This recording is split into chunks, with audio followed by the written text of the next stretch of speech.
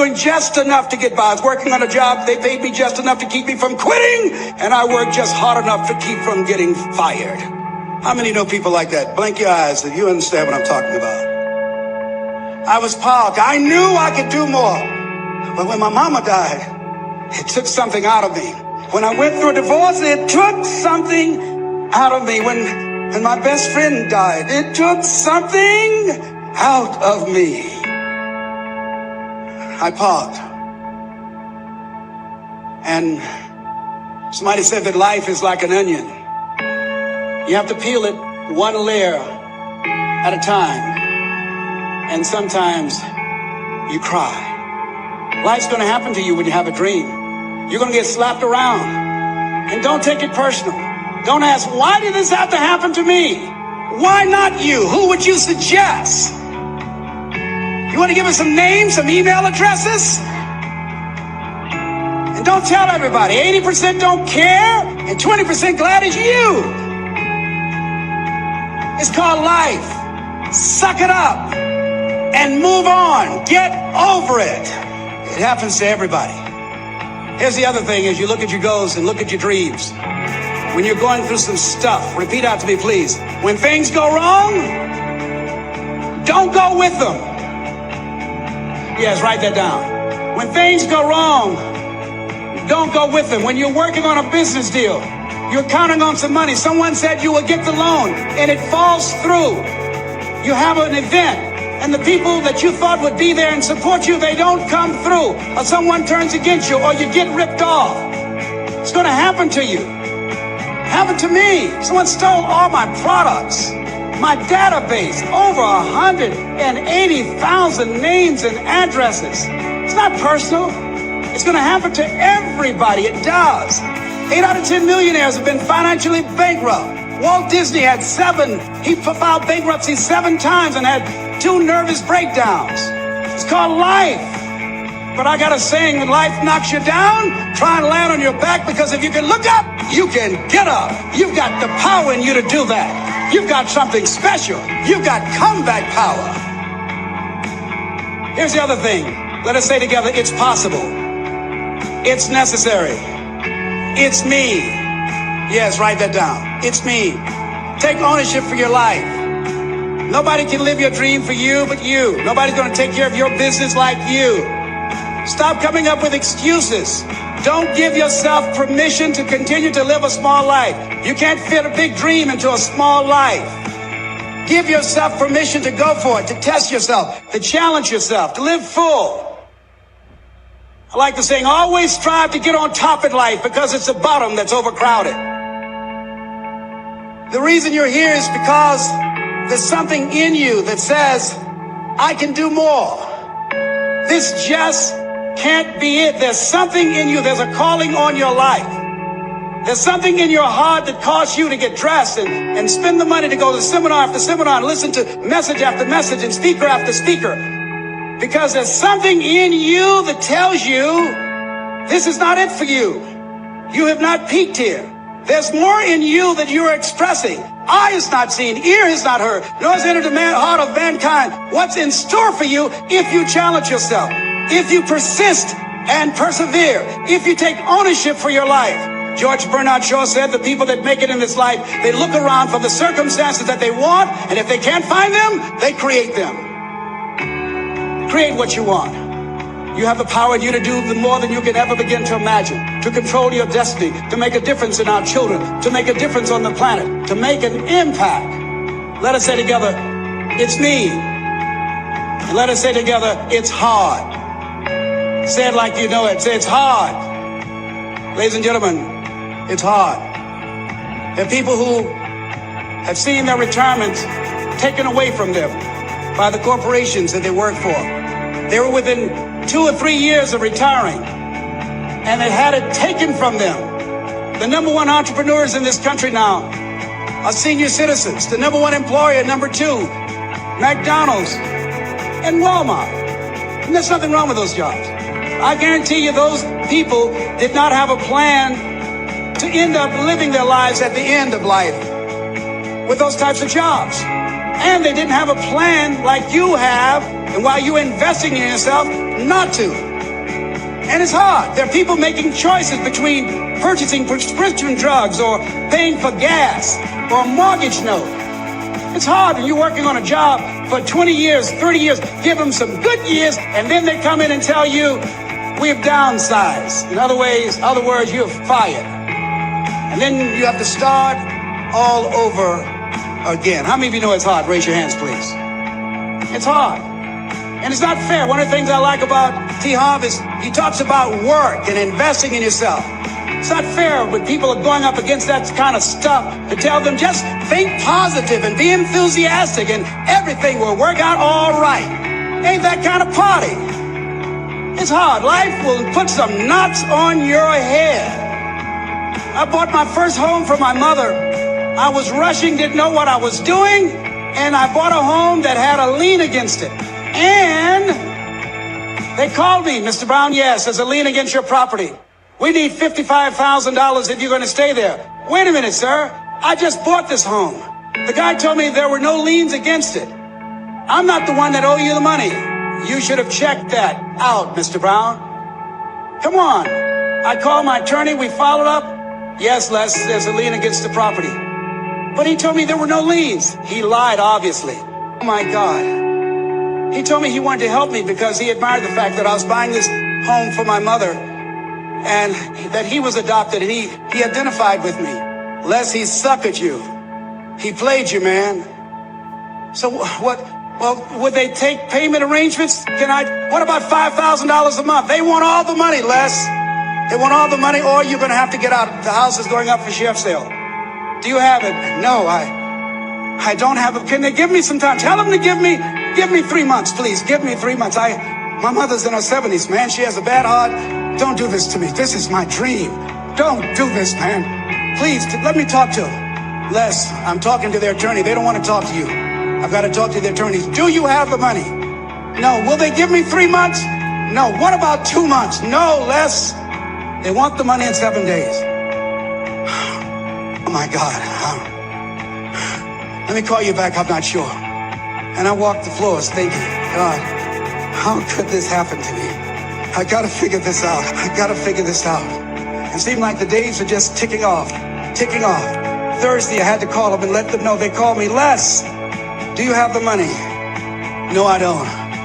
Friday, you have to leave. The sheriff will be there. You're going to have to leave, Les. They're going to take my house. What about my down payment? You lost it, Les. You lost it. Okay. I got to go. Yes. I prayed, Lord, please, if you show me that you're real, if you're really real, you think Paul worked for you, you haven't seen anything. Don't let me lose this house and watch what I'll do for you. I was trying to cut a deal. Have you ever tried to cut a deal?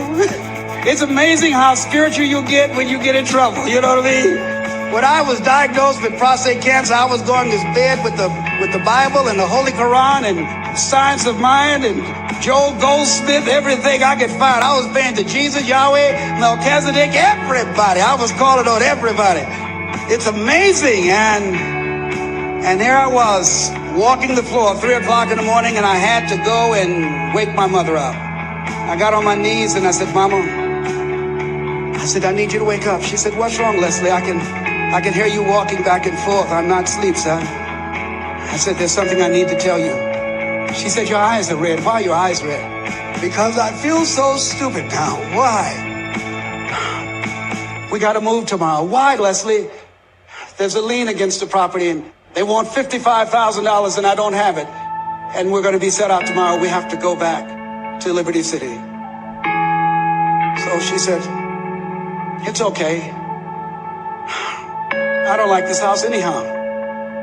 I said, why? She said, because of my arthritic knees, it hurts my knees when I go up the steps. I said, then why didn't you tell me? Because you were so happy. I just said it because you were happy. I'll live in a shack with you, boy. I love you. It's not the house. I love you. I love all my children. I said, thank you, Mama. Thank you. And the next day when we were in the truck going back to Liberty City, and we pulled down 68th Terrace, the neighbors came out and said, wow, Mamie, y'all coming back? Are you back? Yes. What happened to the home your boy bought for you? Those boys you adopted. Leslie didn't do a title search. He made a mistake. And boy, I was so humiliated. How many ever made a mistake that you were just humiliated? Raise your hands. I was devastated. I was taking the furniture off the truck, and my mother came, and I was crying. And she said, boy, I said, yes, ma'am. She said, hold your head up. I said, Mama, I can't. She said, hold your head up. I said, why? Look what I've done. She said, it's okay. It's okay. You are going to make a lot of mistakes in life, young man. You're going to fail your way to success. You have nothing to be ashamed of. Keep your head up and take that furniture back in the house. I said, yes, ma'am.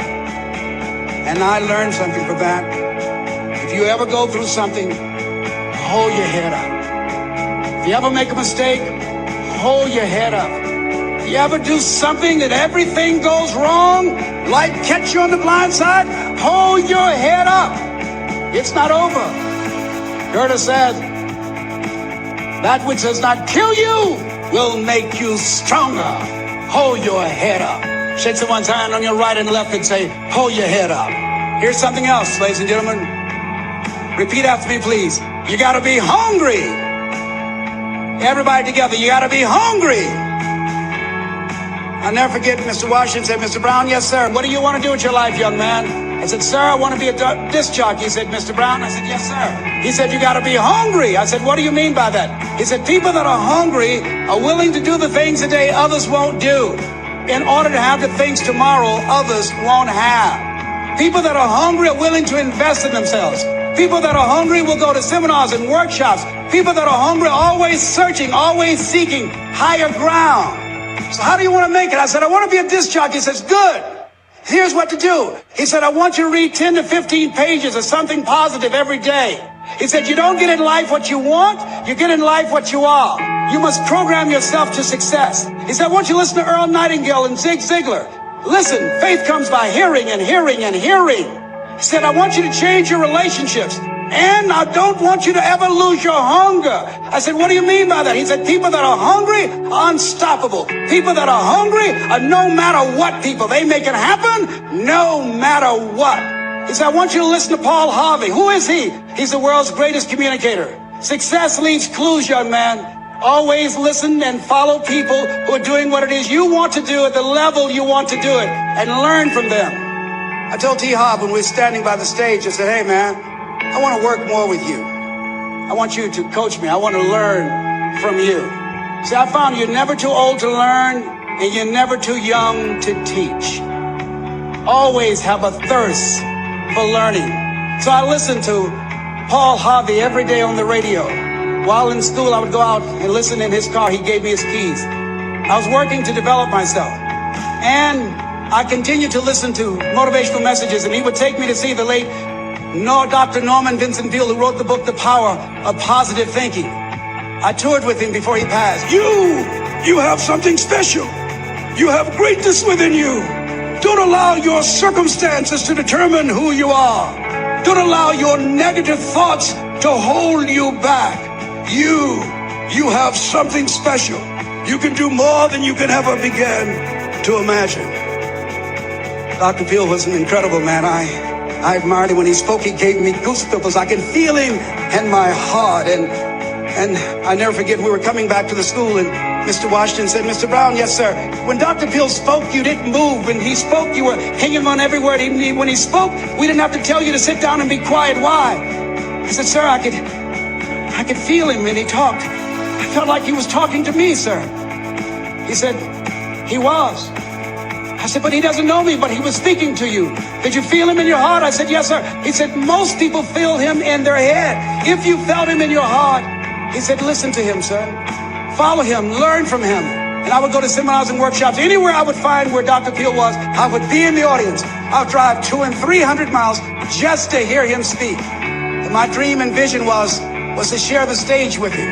I thought about it. What is your goal? What is your vision? I want you to hold it in mind. There's some power in that, because when and I became involved in speaking. I never forget, I got a call from Og Mandino, who wrote the book, The Greatest Salesman in the World. He said, Les, I'm stuck in Philadelphia. I need to be in Kankakee. Dr. Norman Vincent Peale is appearing. I can't make it. I heard you're in Chicago. I said, yes, I am. Can you go and open for me? I said, yes, man, oh my God. Dr. Peale, I said, yes, I'd love to do it. And I went there and I came. I said, hi, I'm Les Brown. He said, you're not the band of renown? I said, no, I'm Mrs. Mamie Brown's baby boy. I'm here to speak. He said, come backstage. And his wife, Martha, was there. And she said, Papa, Les Brown is here, the speaker. And he said, Les Brown, shoot for the moon. Because even if you miss your land among the stars. I said, sir, that's my quote. I wrote you when I was in the 11th grade. I was a part of a special education class project. That's my quote. He said, I know. I end all my speeches with that quote. And Dr. Peale had a great sense of humor. The young man was backstage, and I had so many questions to ask him, and my mind froze up, and the young guy said, Dr. Peale, how old are you? And he was up in age. He said, Sonny, I'm 92. The young man looked at him and said, I don't know if I want to live to get 92. He said, that's because you've never been 91. So I did the things that Mr. Washington suggested. I listened to motivational tapes on a regular basis. I would go to seminars and workshops whenever Zig Ziglar and Dr. Dennis Wigley and Jim Rohn would come to town. And I said, sir, what do you want me to do now? He said, Mr. Brown, I've given you everything that I can give you. He said, develop your mind, put your money where your mouth is, continue to learn how to be an effective communicator, because once you open your mouth, you tell the world who you are. And always surround yourself with QP, only quality people. So I went to apply for a job on Miami Beach. WMBM radio station. Milton Butterball Smith was the program director. Hello, Mr. Butterball. How are you, sir? My name is Les Brown, sir. I'd like to be a disc jockey. He said, young man, you have any journalism in your background? I said, oh, no, sir, I don't. You have any experience in broadcasting? I said, no, sir, but I practice all the time, sir. Let me audition for you, sir. Let me show you how good I am. All I need is a shot, sir. He says, no, we don't have any job for you. How many ever been rejected? Raise your hands, please. I was devastated. I went back and I told Mr. Washington. I said, Mr. Washington. They said no. He said, don't take it personally. Most people are so negative, they have to say no 7 times before they say yes. He said, you got to be hungry. Know your vitamin. Go back again. I said, yes, sir. Hello, Mr. Butterball. How are you, sir? My name is Les Brown, sir. I like to be a disc jockey. Young man, weren't you here yesterday? Yes, sir, I was. Didn't I tell you no yesterday? Yes, sir, you did. Then why are you back today? Well, sir, I didn't know whether or not somebody was laid off or somebody was fired, sir. Nobody was laid off or fired. Now, get on out of here. I came back the next day. Hello, Mr. Butterball. How are you, sir? My name is Les Brown, sir. I like to be a disc jockey. I know what your name is. Weren't you here the last 2 days? Yes, sir, I was. Didn't I tell you no the last 2 days? Yes, sir, you did. Why are you back? Oh, sir, I didn't know whether or not someone got sick or someone died, sir. No one got sick or died. No one was laid off or fired. Now, don't you come back here again. I came back the next day talking loud, looking happy like I was seeing him for the first time. I said, hello, Mr. Butterball. How are you? He looked at me with rage. He says, go get me some coffee. I said, yes, sir. My favorite book says the greatest among you will be your servant. How many of you are serious about your goals and dreams? Raise your hands. Very good. Write this down. Provide more service than you get paid for. Provide more service than you get paid for. I go to a lot of seminars and workshops. And one of the things I know about T. Harv Eker, when I was sitting in the class with Robert Ruppel and all of the other presenters, they hold themselves to high standards and they provide more information than anybody else in the industry, bar none. They hold nothing back because their commitment is for your success. And when you hold yourself to high standards, write this down, impact drives income. That's why you're here. Because the training, the seminars, been making a difference in your life. If they did not have impact, 200 or 300 people would be here, if that amount. Impact drives income. So I became the errand boy for the disc jockeys. I would go get their lunch and their dinner, and I would bring it to them in the control room, and I'd watch them working the control boards, knowing my time will come. Write this down. I expect to reach my goal. Yes, you want to operate with a spirit of expectation. I expect to reach my goal. So I started preparing for the next position. Never forget one quote that I heard as you look at your life, look at your goals and dreams. It's better to be prepared for an opportunity and not have one than to have an opportunity and not be prepared. If you expect to reach your goal, prepare yourself now. And so then pretty soon, the guys at the station, they begin to take a liking to me. Write this down. Build relationships. As you're aware, people deal with people that they know, like, and trust. And so they would say, Leslie, yes, sir. Come here, yes. Come outside. Who did this? Oh, your car? Yes. Who cleaned my car? I did, sir. I would wax their cars on the weekend, inside and out. How much do you charge? Oh, nothing, sir. I just wanted to help out. I was providing more service than I got paid for. I was building relationships. They said, whoa, look here. Donna Ross and the Supremes are coming to town. The Four Tops and the Temptations. Here are my car keys. Pick them up for me. Take them to the Fontainebleau Hotel on Miami Beach. I said, yes, sir. I would drive them all over Miami Beach in their big, long Cadillacs. I didn't have any driver's license, but I was driving like I had some. Then one day, it was a Saturday afternoon. A disc jockey by the name of Rockin' Roger was drinking while he was on the air. It was a Saturday afternoon, and I was the only one there. Rockin' Roger got so drunk, he could not complete the show. He started slurring his words. He's about to fall off the chair. And there I was, looking at him through the control room window, walking back and forth, young, ready, and hungry. I was saying, drink, Rock, drink. Drink, Rock. Gotta go and get him some more if he'd asked me to. Then pretty soon the phone rang. It was the general manager, and I answered the phone. I said, hello? He said, young boy, this is Mr. Klein. I said, I know. He said, Rock can't finish his program. I said, I know. He said, would you call one of the other DJs in? I said, yeah. I waited for about 20 minutes, and I called him back. I said, Mr. Klein, I can't find nobody. He said, young boy, you know how to work the controls? I said, yes, sir. He said, go in there and segue the record, but don't say nothing here. I said, yes, sir. I couldn't wait to get old Rock out of the way. I put on a fast record. I said, look out, this is me, LB Triple P. Les Brown, your platter playing papa. There were none before me, and there will be none after me. Therefore, that makes me the one and only. Young and single and love to mingle, certified, bona fide, indubitably qualified to bring you satisfaction and a whole lot of action. Look out, baby, I'm your love man. I was hungry. I was hungry. Get old man a round of applause. I was hungry. I was hungry. You gotta be hungry. Shake someone's hand on your right and left all around you and say, you gotta be hungry. You gotta be hungry to get those dreams out of your head and step into your greatness. You gotta be hungry to get those ideas, that talent, that gift out of your system. You gotta be hungry to get up off the canvas of life and understand what Willie Jolly meant, that a setback is a setup for a comeback. You gotta be hungry. People that are hungry are willing to do the things that others won't do in order to have the things tomorrow others won't have. How many of you got value out of what you've heard thus far? Raise your hands, please. Very good. I'd like to leave this with you. I don't know what your goals are. I don't know what you want to do. Here's what I know about you. You have greatness within you. Here's what I know about you.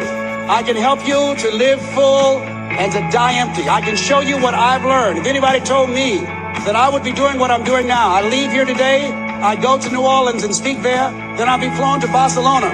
If anybody told me, given my circumstances, born in an abandoned building on a poor section of Miami, Florida, called Liberty City, both my birth parents stood up and said, hello, son, I would not know either one. Being labeled educable, mentally retarded, put back from the 5th grade to the 4th grade, failed again when I was in the 8th grade, no college training. Anybody told me the principles that I would teach you, that they would have the impact that it has had on my life. This Les Brown that you see, I did not know he existed. And I tell you that you have greatness within you. You have the ability to do more than you can ever begin to imagine. Come into the room with me, and I guarantee you your life will never be the same again. I like to leave this with you. I don't know what your goals are. Mine is to find a cure to autism. Mine is to find a cure to breast cancer and to prostate cancer. Mine is to work with our youth and to reduce the recidivism rate in our prisons and help young people learn how to become an asset to our society rather than a liability. Mine is to train speakers to become great communicators, to speak from their heart, not their heads, and teach them how to impact and create a new conversation so people can see the possibilities of life and overcome the possibility blindness that held me hostage for 14 years. I don't know what your goals are, but here's what I know about you, and I don't know you. You've got greatness within you. And I like to leave this with you, something my mother used to love to hear me say. Leslie, yes ma'am, mama. Say that thing for me, boy, that makes me feel good. I dedicate this to you, to the greatness in you, and to the dream that you showed up on the planet to produce. And it's simply this. If you want a thing bad enough to go out and fight for it, to work day and night for it, to give up your time, your peace, and your sleep for it, if all that you